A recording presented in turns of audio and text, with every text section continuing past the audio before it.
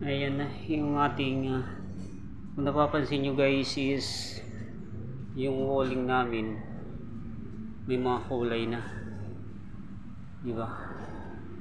Naalala nyo yung dinimolish namin, ito na yun, linipat lang namin dito. So bali 3 kwarto to. Abangan nyo na lang yung ganda nyan. Ang pangit ngayon pero gaganda yan.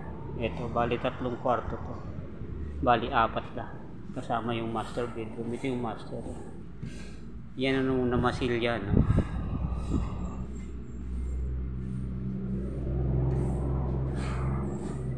Nakakesame na tayo. Yan yung CR,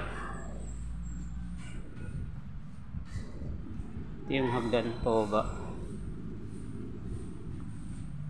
Yan, magsisiling pa tayo bukas.